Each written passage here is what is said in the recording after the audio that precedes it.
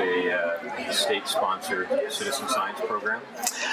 Not too much of a surprise. I mean, we know there's a lot of support for citizen science out there around the country, and although it does sound like quite a few of the other states have more restrictive programs, or more, I should say, focused programs, either just on water monitoring or just on critter monitoring, and not necessarily all rolled into one ball. And I think that's a real advantage of our network in Wisconsin.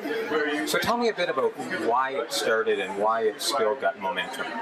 That's a great question. Why it started, just people in the right place at the right time, I think, and sort of the right people in high places who became interested in the concept of citizen-based monitoring, and just put the resources into developing this conference that brought people together from all over the state to discuss the state of citizen science in Wisconsin. And why does it keep going? I think just because there's so much interest, and as the talks have shown throughout this conference, just an increased and growing interest in citizen science, and in Wisconsin, citizen-based monitoring is very popular. We have I have very large mailing lists and contact lists, and it's growing all the time. And it's been 15 years now, is that right? 8 years. 8 years, sorry. Yeah. Yes, 8 years. So what have you learned in those 8 years that you could pass on to people that are just starting to think to get into this? Boy, well, for me personally, I've only been the coordinator for about 7 months now. So my lessons that I take from, looking back over the 8 years, being a member really of the network. But there are a few lessons, I think. One I already mentioned. I think it's a very good idea for creating either state or regional networks. It's a good idea to incorporate both the critter and plant kind of monitoring with the water quality and air quality type monitoring. So maybe the biodiversity and the environmental, let's say.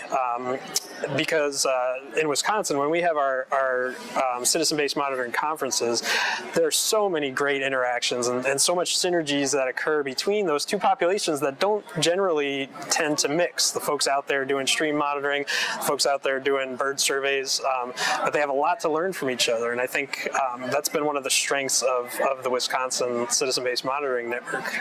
So the state also puts money into it on a yearly basis, right? So one of the questions I had about that is, given that there's limited budgets and limited budgets for science, are there scientists who are saying, why are you giving all that money to those guys? I've not run into that. I've not run into scientists that have that opinion. You might expect maybe some in the budget department to be feeling that way, but really, again, we make the argument that you really get a lot of bang for your buck. The state does. When we put $1 into citizen-based monitoring, we're getting at least $3 back in terms of match, whether it's just cash from these organizations, or more often than not, the volunteers themselves. And because we're putting that money into these on-the-ground local projects, we have a certain amount of interaction with them in terms of shaping their project, and so we make sure that we're getting the data that we need as a state agency to make decisions, for management and for policy.